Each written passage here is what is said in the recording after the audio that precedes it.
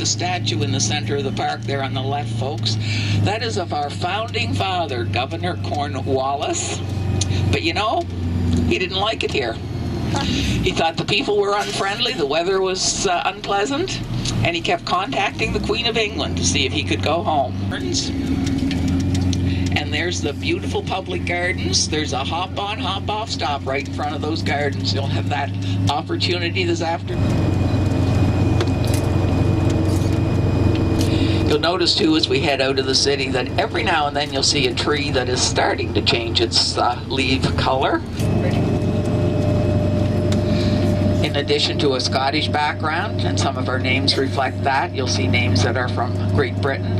Also, the British bribed some of the slaves in the South, said if you'll fight for us against the Americans, we will give you free land and make you a free person in Canada, and that did happen. And another group actually came from Jamaica. They were looking for a new start. They were known as the Jamaican Maroons. See how that could happen. It was thought that everybody was lost. The next day, a young fisherman was walking along the shoreline. He saw what he thought was the body of a young girl, very young girl actually. Saw she was breathing as he got closer, so he picked her up and he took her home. She did not remember anything, she was too little. His wife and he decided to raise her as their own, and they named her Peggy. And in fact, the name Peggy's Cove was to honor her, the little girl, the only person who survived that horrific sinking. Okay, folks, just some general information. First of all, my local time says it is 5 after 10.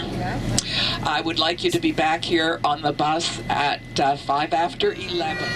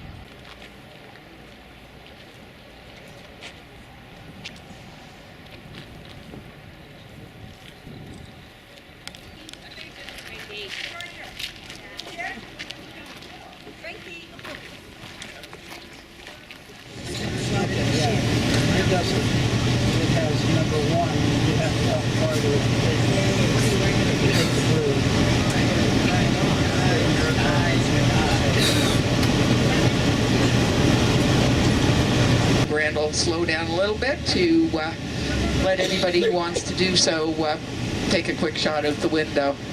The tide is relatively low. The tides in this area don't change dramatically. 4 to 5 feet would be what you would expect around here.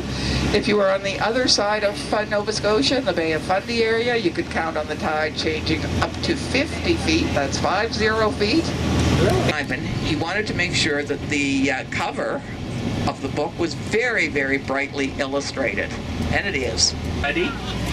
You notice even some of the trees are painted.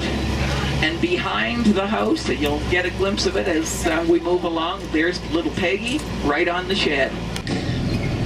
Some have one, some have two boats, and there's even a private yacht club in there. Privacy reasons, I never would, and I have no idea what the rent is, but I'm sure it is quite pricey. And just to give you an indication of people who have rented in this area, I'll mention a couple of names you might be familiar with. One is Sandra Bullock. One is Richard Gere.